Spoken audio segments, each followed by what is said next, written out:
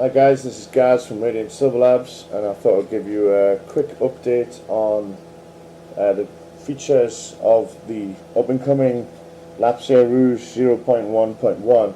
This is not out yet, and it's pretty buggy, but I've improved it a lot, and I've added a lot of cool things. So I'm just going to go through them here, just so you can understand what it can do and what to expect. So you've got your slice. It can make time-lapse slices basically. So the best way to explain this is if I click on that little dinosaur there, that brings up my time-lapse collection. So that's all my time lapses. You give it a path up here, and then you hit Analyze Lapse Collection. It'll take some time. It'll go through every single one you've got, and as you can see, they're all listed here. And it'll generate some thumbnails and a text file containing this information, and it'll store it in the folder that you're running from. It'll be called like temp.lr, I think it's called. But one of the cool things about this is now you can really look at your lapses a lot easier than you can when they're just on Windows, and you can do a number of cool things. So if I make that window a little bit smaller, see, I use a multi-monitor, so I usually drag this one onto the right side of the screen over here, but you can see that if I just click on one, they appear in this preview window, which makes it really easy to have a look what you've got. So much easier to have a look what you've got actually. So these are just a few that I've done. Sometimes it's coming up black here. It's a bit confusing, but like I say, it's a bit buggy. But when you click on it, it's supposed to always come up nicely here. And there is a button that you can click here called Autoplay when selected. I'm going to leave that off for now, but it's just a way so you can look at it, because now I can play it if I want by hitting this white play button in the top left here in the Slice Properties window. But maybe I don't want to have to go all the way over to there, so there's an autoplay when selected, but I think that only works some of the time at the moment. But let's just pick one that I've got. This one here, quite a surreal one. A block of iced butter melting in front of the Taipei 101. So you can see that this thing in the top left, the source images, it tells you there's 8,891 frames. That's the amount of frames in the lapse. This gives you the full path to it. So it's K flat 2, butterfly roof, butter splice daily, and then butter BBB. So I can hit play now if I want to watch that, and it'll play. You can see me just rearranging the camera and stuff there. It's not the best lapse in the world. It was a bit of a drunken experiment, I think, on a very hot Sunday morning. And you can also see now there's a little progress bar on the top right, which is going now, because that's showing that things are rendering, that work is being done. You can see that frames that it's reading in the console window at the bottom here, 26, it's going through all of the frames, and it's skipping 10 every time because of this thing, the slider on the top left here, frames to skip per slice, 10. So that sort of goes through the lapse quicker, not by one frame, but by 10. And you can knock that up even higher, so you can actually preview lapses much quicker. Like it's almost like over cranking your lapse, or even lapsing it. Just you can skip frames. So if I want to stop that, I can click Cancel Render, or I can click the play button again. And you can see here it says frames to use from folder, specify start and end frames. Well, S and E stand for start and end. So this number in the middle on the left, 0, means it'll start from 0, and 8,891 on the right there means it'll end there. But if I wanted to maybe start at halfway through, I could drag that up to 4,400, and then if I hit play again, you'll see that the butter is already melted when I'm previewing it. Similarly, if I want to change frames to skip, like I say, I put that up to 121.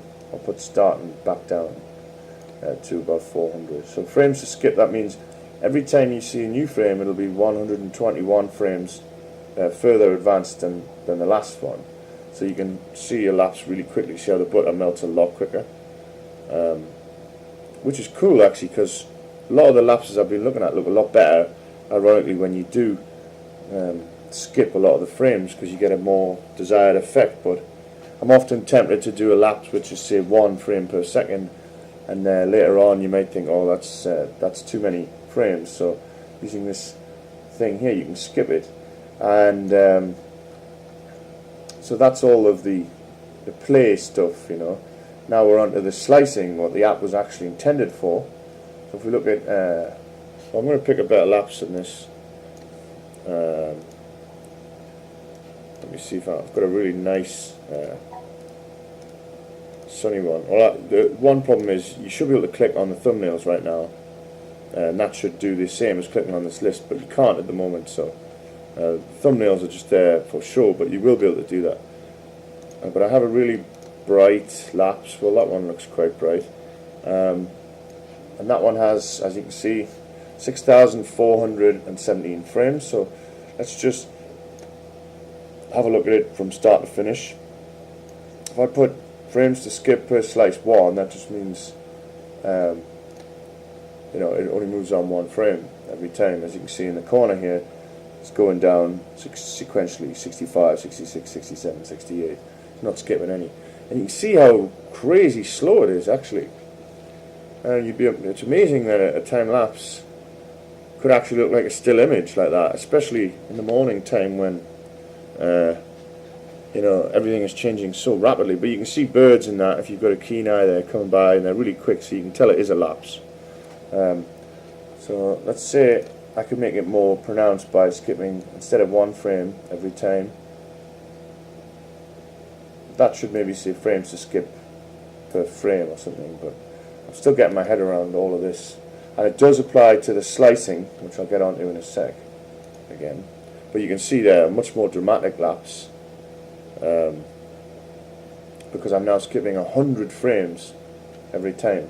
And just as a heads up, this little lightning bolt in the corner here, you click that, see how it turns green? That means that everything the app does will try and store in RAM memory for next time. So it's a RAM cache, like the RAM cache on Adobe After Effects. You know, try to copy that basically because I like it. It's a good way of knowing what things really look like. So if I hit play now, it's actually copying. They're still loading from disk at the moment because they haven't been cached yet, but they'll be copied into the RAM now.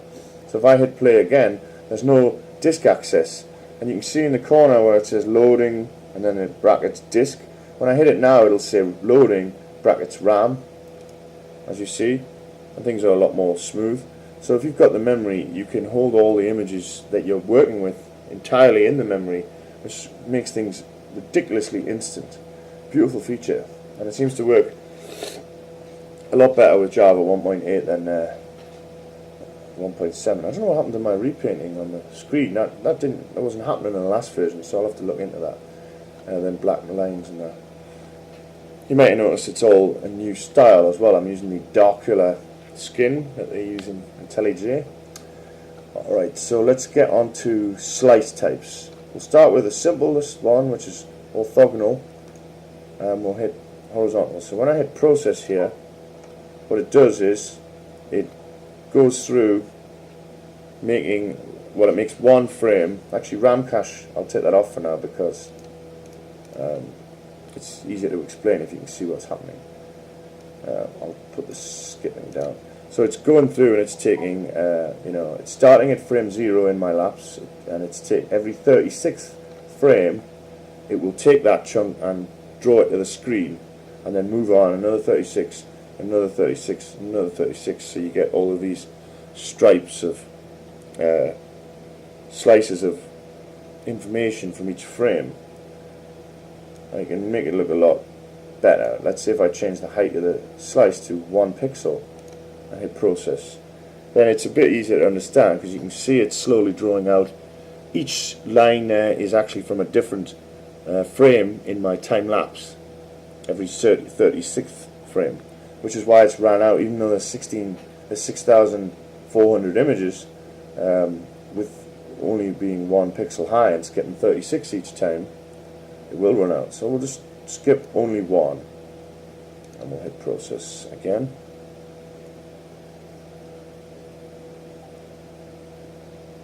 You can see the color of the day changing as it gets brighter, and then you can see the blue sky coming in as it's maybe, I don't know, 7 o'clock. You get much less exotic skies in this country, at least, you know, after 8 AM. There's no point in even lapsing them. But so this must be quite early actually, and that is quite beautiful. So you can see the frames it's using there. It's only using, well, it's up to 800 now. This console is very useful in the bottom left. It's up to 900. It's used 1,000 pretty much to do that. So that tells us actually we can skip more if we want, right? We've got 6,000 frames. It's only used 1,000 there, so let's skip 3. So every line will be it'll be made up of every 3rd frame. Hit process. It's kind of hard to get your head around to explain, at least until you start playing with the app. And then it's so much fun, especially the way you can look at all of your lapses and you can do some cool things that I'm about to show actually a bit more. So that's a horizontal one. Now I'm going to hit the RAM cache about halfway through, right, this little lightning bolt, which, oh, it's crashed the app, so unfortunately I have to load again. It has got bugs and it will crash on me. I'll try and get it, it doesn't do that by release time, you know.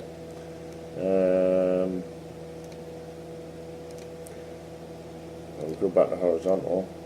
So if I hit the RAM cache, oh, it's just going to crash, okay.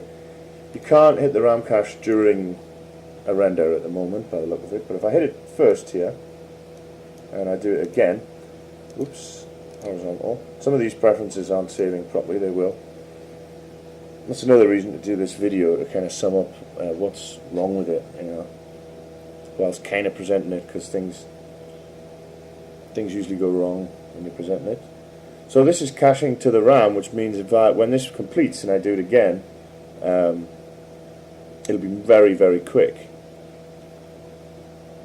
because it will read from RAM and not disk. But it's I think it's going to run out of images before it gets to the bottom, because the frames to skip is on 10. Yep, that's out of images. So if I move frames to skip down to say 5, now at least a lot of these images should come out of the RAM, so it should be quick, but not all of them will come out of the RAM, so it'll be slow. So if you look in the left there, you can see RAM, disk, RAM, disk, RAM.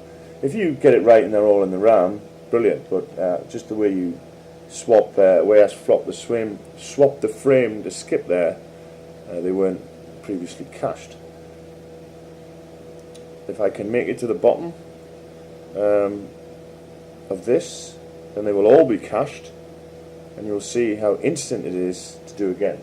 Of course, right now this app is using 13 gigabytes of RAM just to do this, because of course it's holding thousands, or hundreds or thousands of, you see it's slowing down there as the garbage collection kicks in and Windows struggles a little bit. Hundreds or thousands of fully fledged images which are stored in the RAM as bitmaps, but it's a great thing if you've got enough memory. And now if I hit process, instant. See, no waiting around, because they all come from the RAM, as you can see in the bottom left. So I'm going to move on to vertical slices now, which are the same, but they go from left to right. And as you can see, it's instant because they're all cached in the memory. You might notice that dodgy frame at the left, so that's what this feature here is for. The top left, where it says frames to use from folder. If I move that, forward to, let's say, I don't know, 15 just to get my setup shots out of the way. There you can see it looks perfect. And some of them had to come from disk because of the way I skipped, the way I moved that. So also when the cache gets full, it just wipes itself. It'll stay on and it'll keep trying, but if you're about to crash or something because you're out of memory, it will wipe. Now let's make the width of the slice on this vertical one. Hit play. So you can see it had the ones at the beginning in cache, in the RAM cache, and now it is doing its slicing, which is skipping every 4th frame and just making a very thin slice of 1 pixel. Going along here, you can see on the left it was morning time, and on the right it's getting lighter and lighter. And you can see the images it's reading there in real time at the bottom. And there is a bit more information that comes out into a little DOS window, but hopefully people won't have to look at that, and I'll just run it into a log file, and if anyone gets any bugs they can send me that. But yeah, I think it's looking a lot more professional, it's feeling a lot nicer. The usability, I've spent a long time deleting options, putting them back, moving them about, changing them from checkboxes to buttons, just trying to work out what the most enjoyable way to use this app is. And I'm very busy these days, so this might not be out for a while, but it might be of interest to some people. Because I'm aware that my other videos on this tool are. You hear that? You might have heard that, maybe not. But there's a toilet flush sound there. That means that the cache had to flush because it was going to run out. So now it won't be caching all this stuff. It'll be caching this now, but the old cache will be wiped. 32 gigs is, 64 gigs would probably be better for this, or 128 gigs. But it depends what you do. I mean, I'm pushing it here by making slices that are only 1 pixel wide. That's very intense. If I was to make 32 pixels wide, that's infinitely less memory, so the cache would be completely effective. It's quite fun just seeing what you can do with the cache. So I will do that. I'll make the slice at width 32.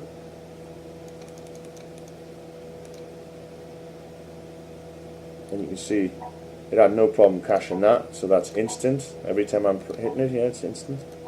And now we also have a diced mode. You can do horizontal or vertical dicing. What dicing is, well, let me change the width to something a bit bigger, the height, sorry.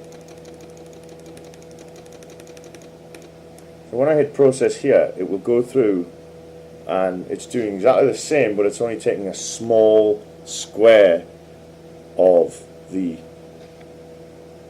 lapse frame to build this final image. So yeah, the whole app is about building single images, but I have put in some other features which I'll talk about. But this is a cool feature because well, I'm not sure I've seen it be done before, even by photographers, but I'm sure someone's done it, tiled an image, but it's terribly difficult to do manually, but this can do it automatically, which is lovely. You can see it stutters sometimes because I've got RAM cache on. And the next option, if you've got a keen eye, you can do it vertically too, but it's pretty much identical results. Whoa!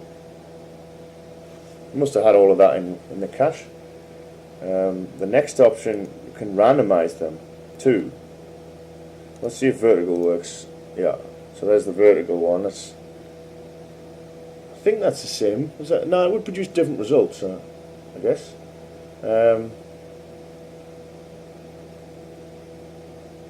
Yeah.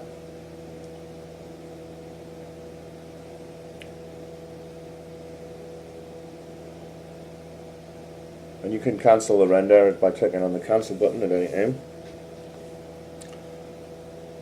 Now I'm going to take randomized dices. Should be randomized dice, I'm sure. I hit that. Now, oh yeah, you have to turn on RAM cache. It says there. And the reason you have to do that is because if it's going to randomize them properly, it needs to have a pile of them, let's call it a bucket of them, to choose from. If it doesn't have any cache, then it won't be randomizing them, it'll just be using the next one. So you turn on RAM cache and you hit process. Now it's only able to pick ones from its current cache. So you still see some progression from left to right. I think that's right. I wrote this feature a while ago and I've done a lot of coding since then. But actually looks like it is working, but I think it's still only picking from the ones it's already processed and stored in the cache, which means the next run should be truly random if it doesn't run out of memory and clear the cache. There's a bird in one of those little squares, look. And you can see it's a pretty cool, unique feature. Again, would be really difficult to do, and it's a sort of thing you would maybe come up with if you're very into time lapse, and then you might try and do it on After Effects or something, or Photoshop scripting or whatever, or manually. But this tool is pretty cool for it. And the results can look very attractive in their own right. I think that is actually very attractive, even there. There's a lot of cool colours and that.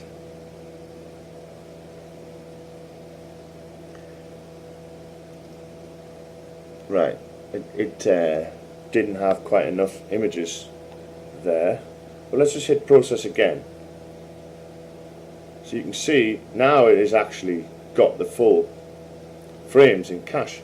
It's picking different ones, predominantly the sky, the grey sky, the white clouds, but I think that's because most of the lapse is basically that, because it was morning and then it went to daytime and stayed like that.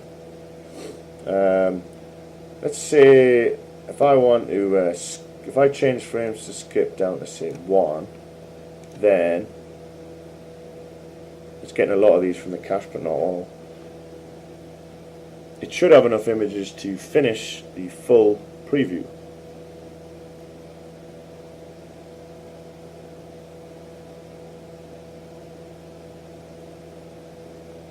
Oh, it is struggling, right? It's up to, it's using 16 gig of RAM, this. But it's not a big surprise if you think about it. You know, 32, well what's, these are HD images, I think, right? So, if I just go 1920 divided by 32, that's 60. 1080, you can hear it clear in the cache there, divided by 32, that's 34. So let's say 34, that's my script by the way, times 60, that's 2040 images it's holding in the memory, all HD. So you times that by, well, can you memory that? Yeah. You know, if you go 1920 by 1080, and then I think because the true color, you times it by, is it 4 or 8 bits? 8? Oh man. I'm forgetting what's going on here. Each one will hold that many bytes, I think, which is 16 megabytes. Times that by 2040, and you get, yeah, it can use 32 gig of RAM. Yeah, I maybe did some of that math wrong, but you get the picture. These things are not stored in the memory as JPEGs; they're stored as bitmaps. Right, so that was randomized dices. Let's just see who's messaging me on Skype. Right.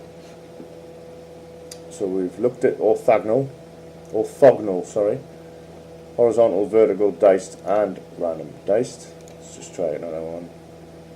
No, I can't be bothered to wait for that.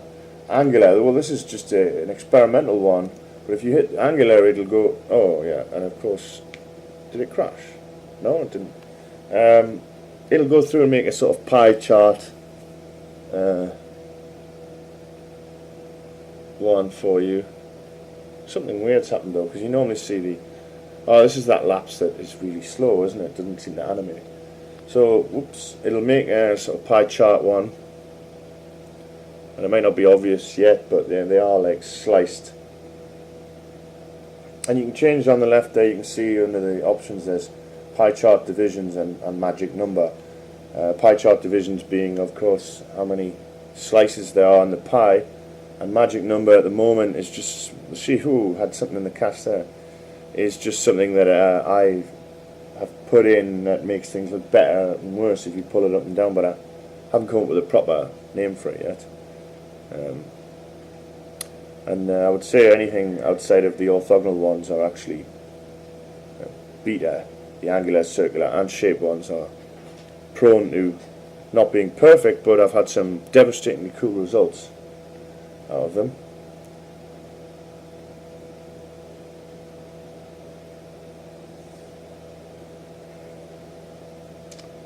And then you can see a pie chart one has finished. Looks pretty good actually. Well, it stops looking amazing after the top right bit, so let's say we'll skip more, right? So I change frames to skip per slice. I'm going to change it to like 4. Oh man! I'm just going to turn the sound off Skype at the moment because my mother's messaging me. I don't want to go on to Do Not Disturb because people see that and then they go, oh, you're on Do Not Disturb, are you? Yeah, I could be doing anything, like recording. Okay. 4. It'll skip more now, so we should see a difference. Result.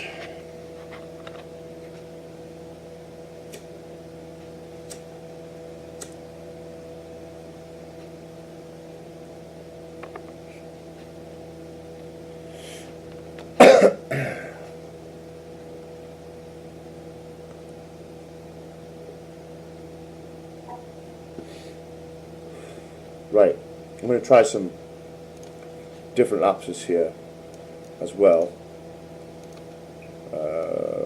That's a new bug. I think you have to go back to orthogonal when you're selecting them. I'm going to turn RAM cache off for now. Whoops. How is that 2 versions loaded? I don't know.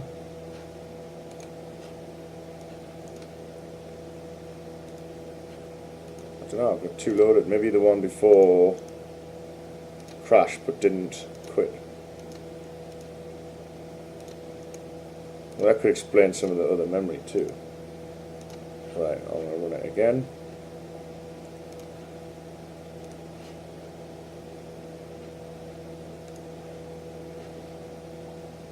And you can see here the preference file it makes, which is really simple. I've got to add more to it.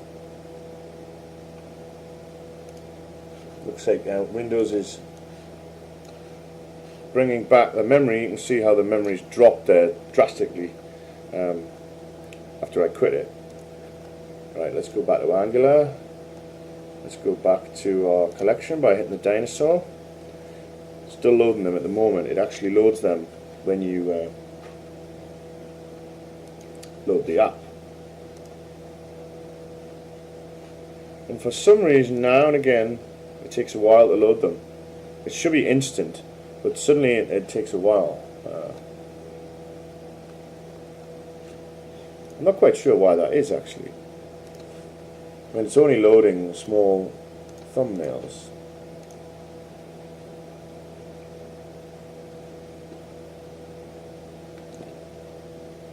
Anyway, in the meantime, before I look at the rest of the slice types, I want to talk about some other stuff. So the lightning bolt is the RAM cache, the little dinosaur is your collection of lapses. This little star is for copying to your favorites, so you click that and you get this thing here, so you can specify a path here to where you want your favorites to store.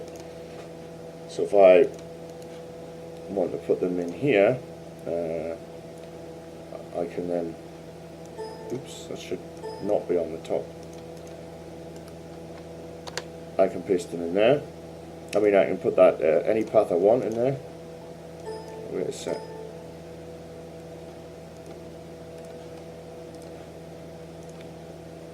As I say, it's still relatively beta. Move that out of the way like that first. Right. So I put in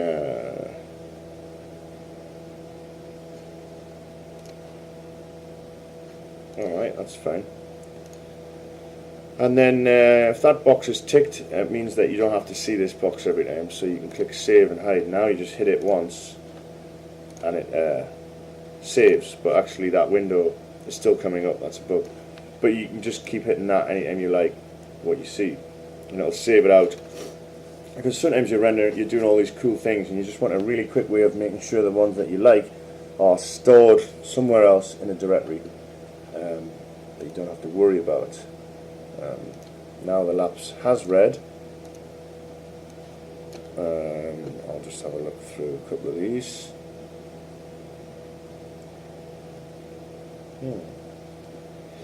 Alright, let's just play with that one.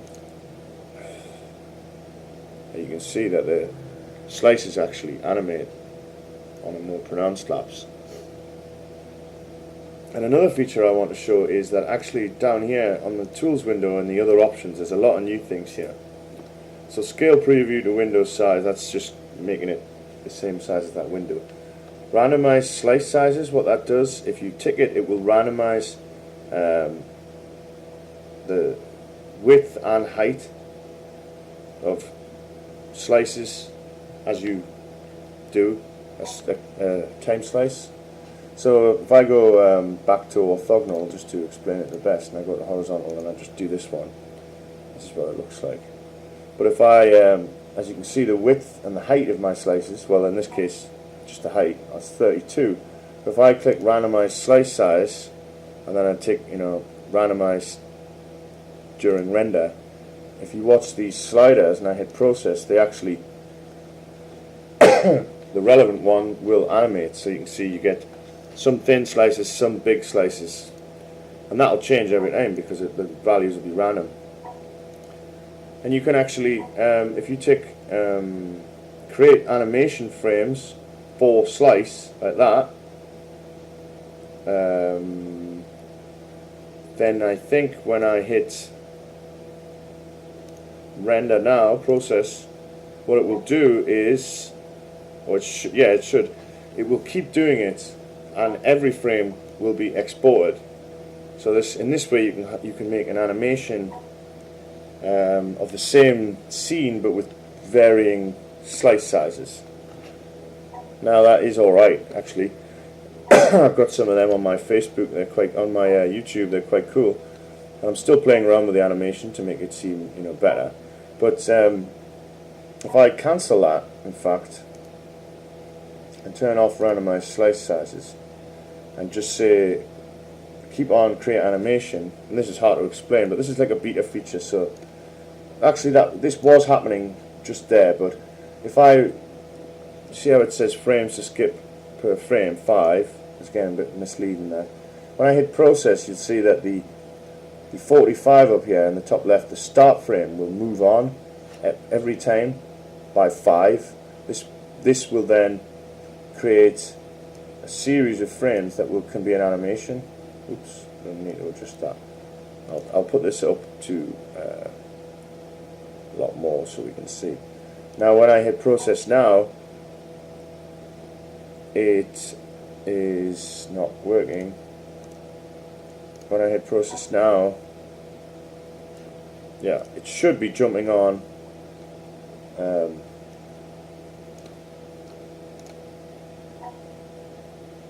me reload that.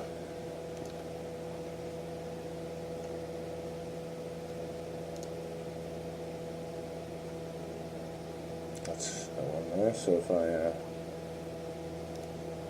go into other options, and now if I hit animation, that should work.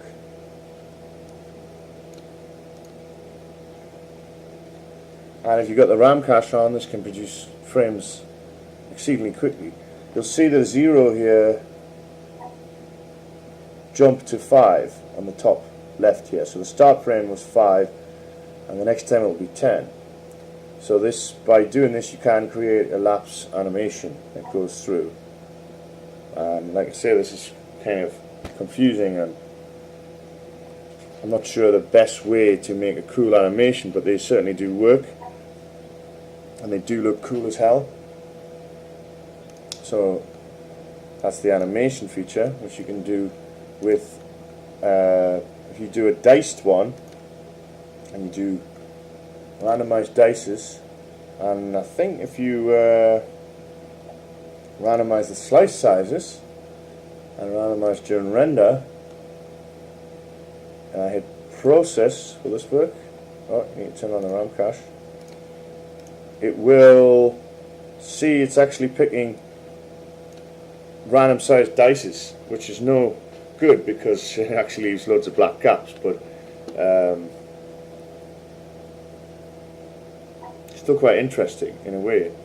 And this should, if it did not crash, be able to keep doing that, which means it can produce animation frames of random things, which again I have on my page. So I'm going to leave off randomized slice sizes, and I'm going to put diced on, and I'm going to put create animation frames on, and then I'm going to hit process. Oh, they're too small, aren't they? That'll take a while. Let's go up to, I don't know, 80 something. So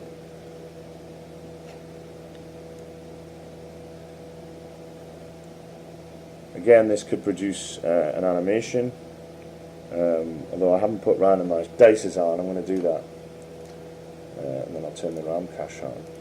So the ultimate outcome of this one is just lots of frames of animation, lots of frames that are built up of dice from your dice's cubes, or whatever you want to call them, tiles, from your other frames. So in the end it's kind of confusing to look at, but again, I've never really seen it done, and it's kind of cool. Again, I've got some of them on my channel. Hopefully once it's done one frame, it should be able to skip. It should be able to produce other ones very quickly if my animation feature is still working.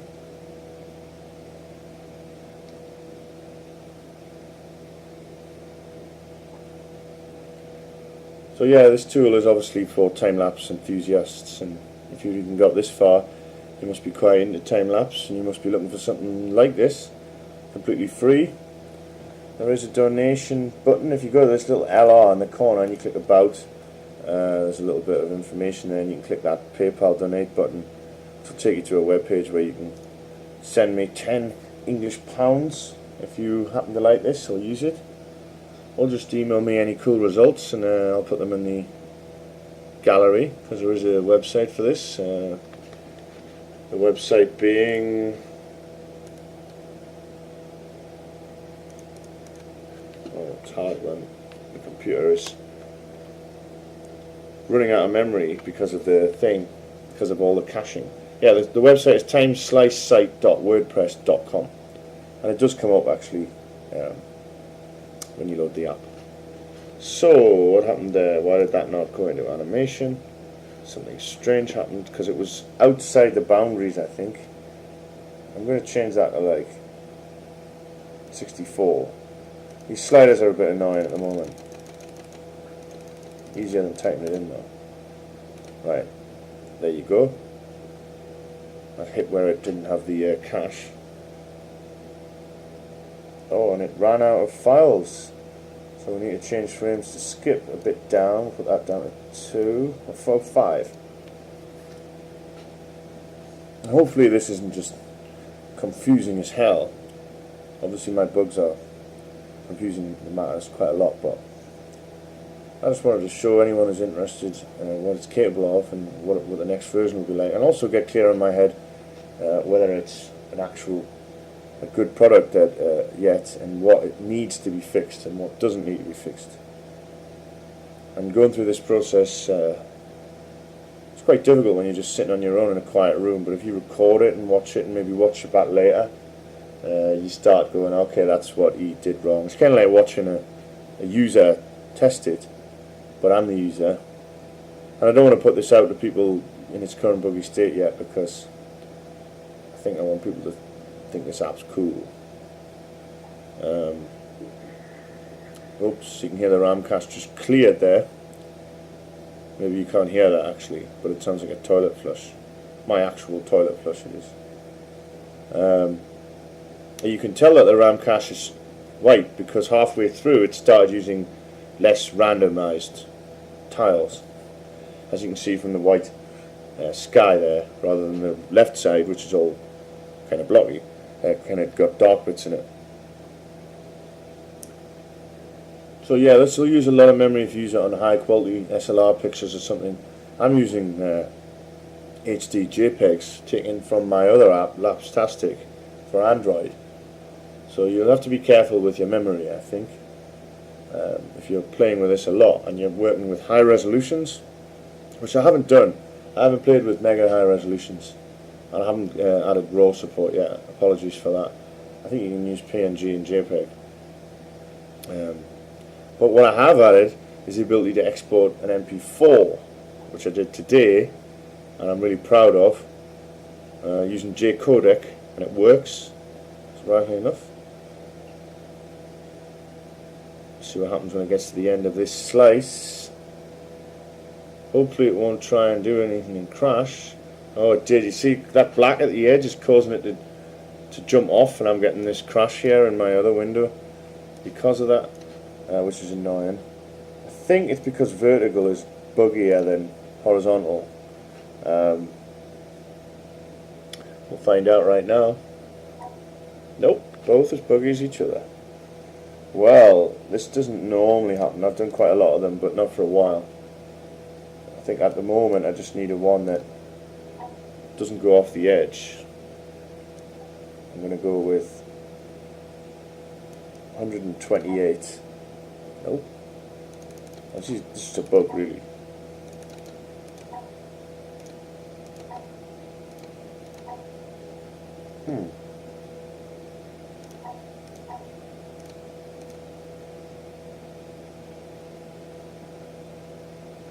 Anyway, what that does is, if it works without crashing, is it does multiple frames and exports them out to a directory that you specify. I didn't have much luck with that there.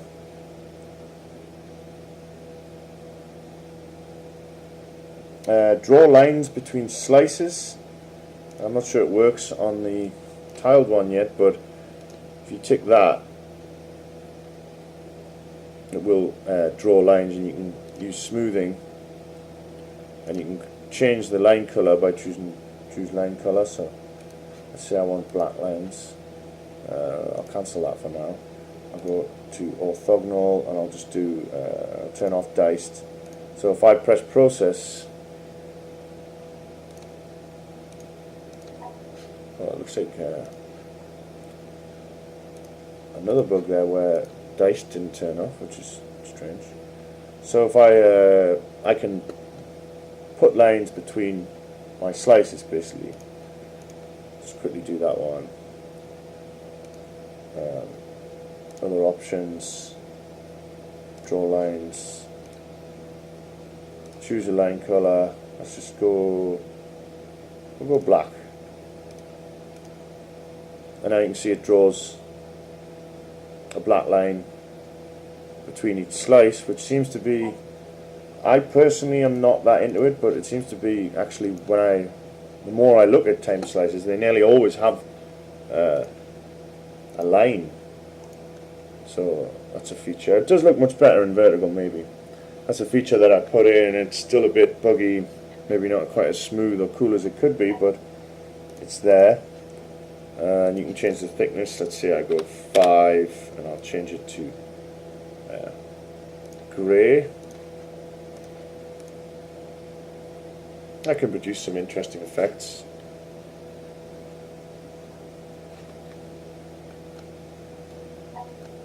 Now export all frames of render, not just final. What that does, if I tick it, the draw lines, get rid of that for now. What that does is everything you see here as it's building up, which is mostly a black screen getting filled up with frames, it will render all of them too. So you end up with an animation that looks exactly what it looks like here to watch it get made, but you end up with those exported frames, which may or may not be interesting. It is quite interesting if you do, say, circular lapses, which I'm going to get onto now. Now, circular is very beta as well, and there's no real options, although I think you can click on this window to change the center point. You might not have noticed what happened there, but if I make the width a bit more and the height, because it can change both parts of the circle, what it does is it draws circles from the outside. It slices it circularly from the outside, and you can see a little gradient there. I think a better lapse is in order for this one.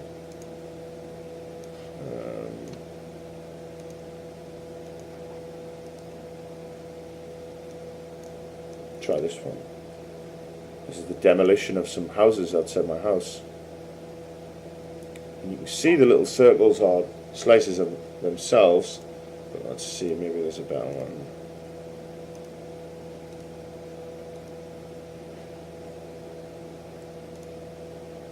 That is more pronounced, right? You can see from the outside going into the middle that it's actually sliced in a circular manner, and you can get some really cool results with this. If you put the width and the height up to 1 pixel, I'm not going to skip many because you need a lot to do this, and it starts off screen ironically, so you can't really see it for a few frames. But this lapse is ruined as well. I just realised it looks like the autofocus has really wrecked that one. But you can see, if you look very carefully in the corners, it should be starting to close in. If you look in the top left corner there, you can see it doing it. Like I say, you need a lot of frames for this, and this lapse is, worthless, I guess. Maybe use it on some music that looks like it's synced to the beat or something. That might look good. But it's doing its circular slicing, just very fine grained, 1 pixel.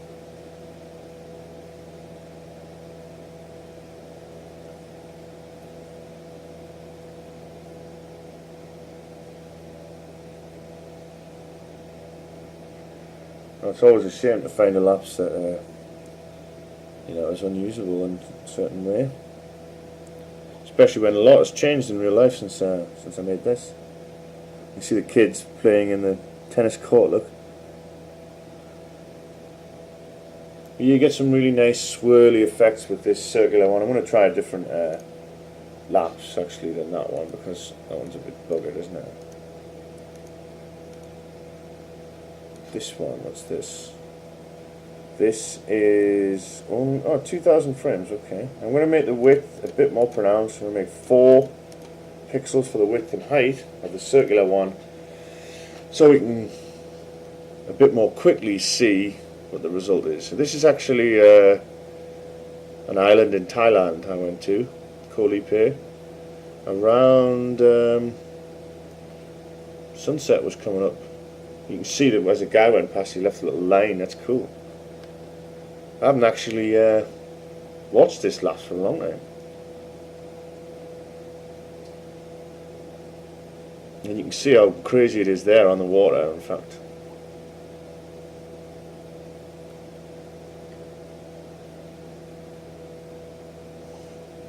Interesting, actually. I never tried this one in circular, or I don't know if I've processed it at all.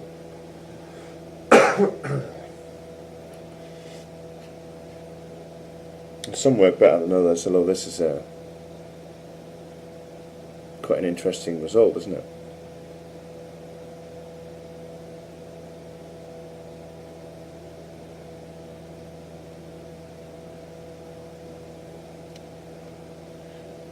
And there is a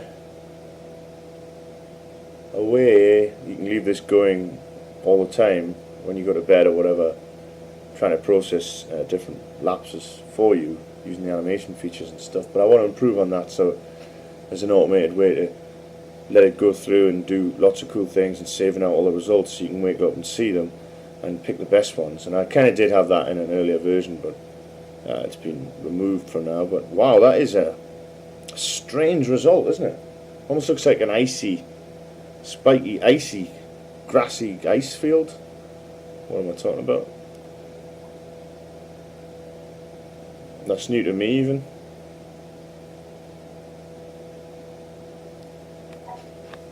Wow, I really like that actually. So if I hit the save to faves, it should save into this directory where I can have a look at it. And if I go over to that directory, there it is, ready to upload to Facebook. Let's pick a different one from the Laps collection.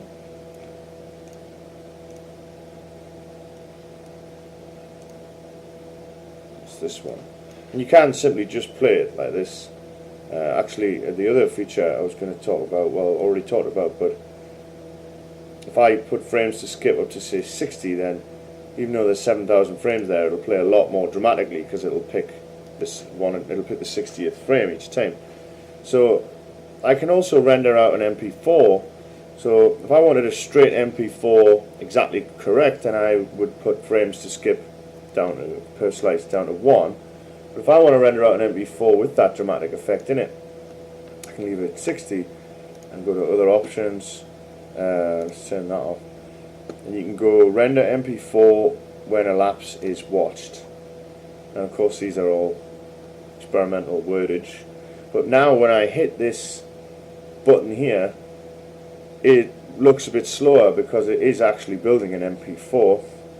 In the bottom left there you can see it says encoding MP4 frame between the usual frames, and that will generate an MP4 for me, which is awesome. Been trying to do that for quite a while actually.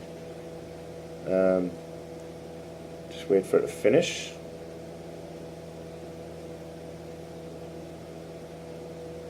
I'm not sure how to add music to the MP4s yet, and I do want to make a primitive editing tool for this so you can sort of put together your creations without having to go into something like Premiere, but maybe that is a bit over the top.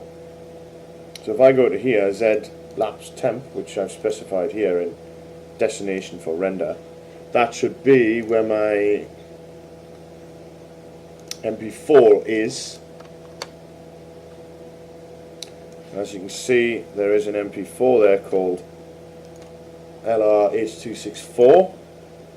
And when I run this, that is the final animation. So that was a lapse of 7,000 frames, 7,500 frames. And by skipping skipping 60 every time you move on, you make a much more dramatic lapse. Actually, ironically, it lapses the lapse. Over cranks the lapse, but that's cool. So we've looked at randomized and slicing sizes. The scale doesn't really matter. Drawing the lines is cool. Exporting all frames of render I talked about.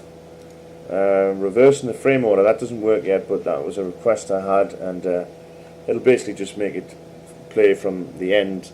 The end will be the start and the start will be the end. So you'll produce different looking lapses and stuff just by hitting that, and it'll be cool, and it makes completely logical sense. So I presume if you do that, you know how it works from the left to right, it will just work from right to left, wouldn't it? That's how it would work, I think. Sorry about that, it's not finished yet. Create animation frames is, like I said before, basically just can keep doing time slices for you and then moving on X many frames and making another one and another one and another one, and in that way you can make up animations.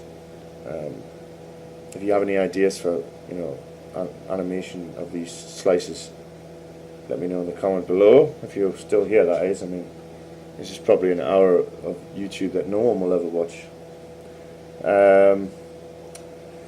Yep, that's all the features. You got clear preview, clear console. I mean, this little water icon at the bottom left here, actually, it's a bit silly really, but let me show you what it does. I'll just quickly do a normal slice, and all it does really is turn it into sort of liquid, so you can kind of manipulate it with your mouse on after you've done a slice. I mean, arguably you could do that in After Effects, so it kind of might be a pointless feature, but I put it in anyway because I thought there must be some way that is cool somehow, especially if it's happening while the slice is getting generated, not just after, because you couldn't do that in After Effects if it was happening during the production of the slice. Well, that was rendering in MPEG 4, which we don't want.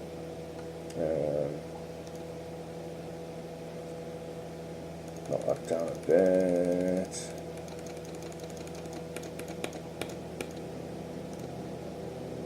Oh, I should have had the... Oops, why is it encoding an MP4? It shouldn't do. There's another bug. Let me quit that and reload.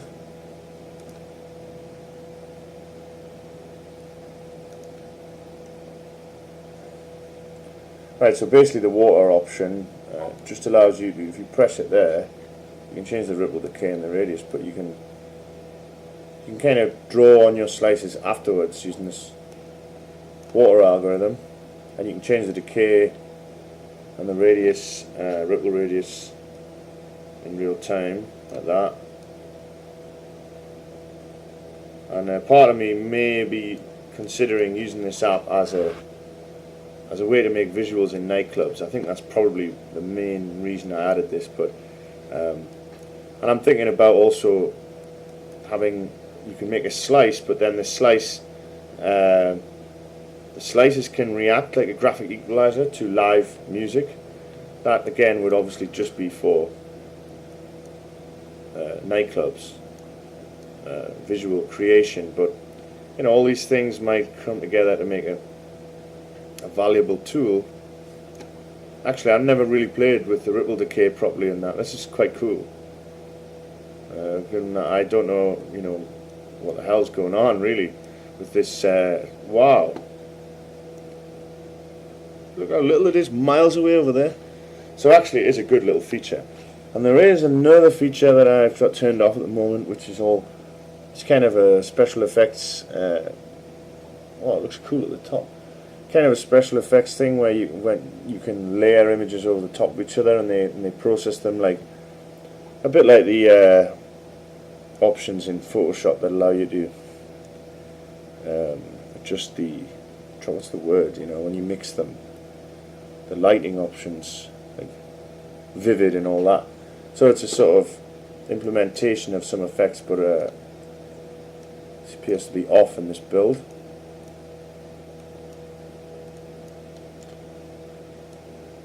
But yeah, I didn't expect this effect, or the Spanish Inquisition. So yeah, that's it. They're all the features. Everything works, just not perfectly without crashing. But this is still not being released, and hopefully by the time I do release it... Well, it didn't show shape, did it? By the time I do release it, it should be bug free. Well, shape is a bit weird actually, because you can see it's kind of a hexagonal slice there. Maybe it's hard to notice, but if I put the frames to skip right up to 80 or something, you can see it a bit more like that. That's quite pronounced, and it looks quite cool as well. And that is a hexagon, but you can actually change the amount of points on the shape. So if I put it up to say 15, you get a more mad shape. But if you start putting it up really high, then of course it just becomes a circle really. But if you put it down low, like maybe down to 3 or 4, I think you can do. Let's try 3. Obviously it should be a triangle. Yeah, is it a triangle? Yeah, I guess, maybe. Oh, it's on 5, sorry. 2 won't work, because 2 won't make a shape. 3, yeah, that's 3. That's cool. Although you can see parts of the image get missed out and stuff, but you can change can you change the width and height on this? Yes. So you can produce some really wild images using that. I'm going to turn off I'll make it skip less frames because I'm using such a thin slice. But this is pretty cool. I mean, I don't think I've really done this. I must have done. Well, right now it sort of draws out the image before it does it. Like I say, these are all. It's quite hard actually to develop these sorts of features. And at one point, I want some way of people being able to specify their own mask or something that will work. Like, I thought long and hard about how to make sort of tessellations, like MC Escher tessellations or something, as the slice shapes themselves, but I haven't actually got that working, and that's actually why I called this one shape. But I ended up making a shape from code instead, because that did work. Oh, there's an airplane, I never noticed that.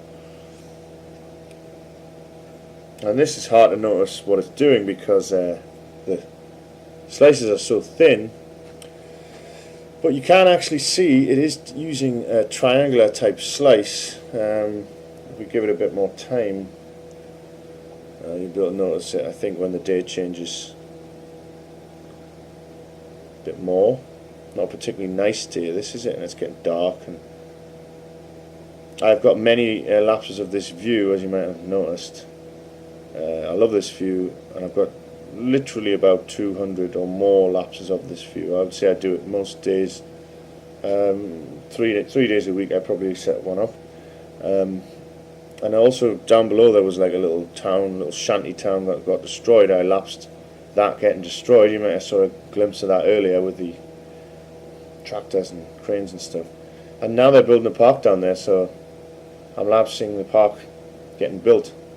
I thought a building was going to go up, so I was going to put a perma-lapse, let's call it, outside in a jar and leave that going all the time and retrieve the files over Wi-Fi using my own app. But actually they're just making a park, so really I just lapse a few hours of it during the day. They don't do a lot of much, so I've been catching them quite a bit. They were making a path today. So you can see there the pretty stark results, although cut off. Very difficult to do that sort of thing without this app. Make them a bit bigger.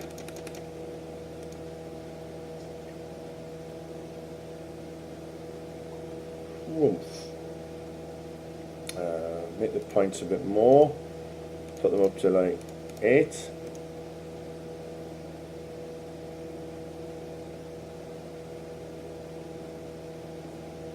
Now maybe skip a bit more. We'll skip 32 per one. Now you can see it has quite a lot more dramatic effect.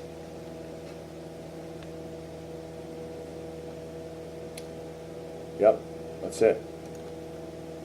Lapsiere Rouge 0.1.1 coming to the website soon for free.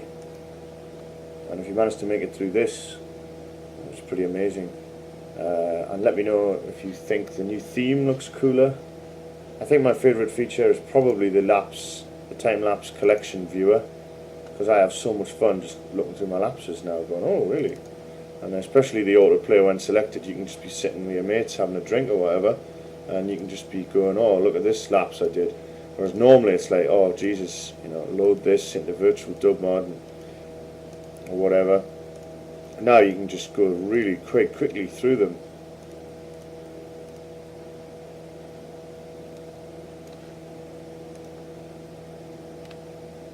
That's the shanty town getting destroyed.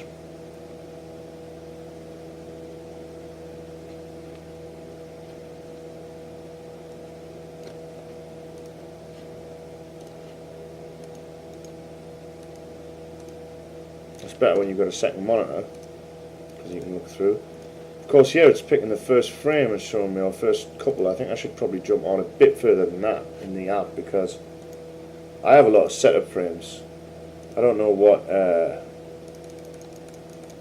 any professionals are like, but I'm just using a camera and it takes me a bit of time to get it all set up and ready to go. And so that's why I want to be able to skip them so easily. And technically I want a feature to be able to kill the frames that I'm not using, delete them entirely so I don't have to worry about it for the future, but a little bit worrying writing code that deletes things, especially when you don't need it. You could do that in Windows, I guess. But yeah, maybe for the future. I will warn people to back up their lapse collection, just in case.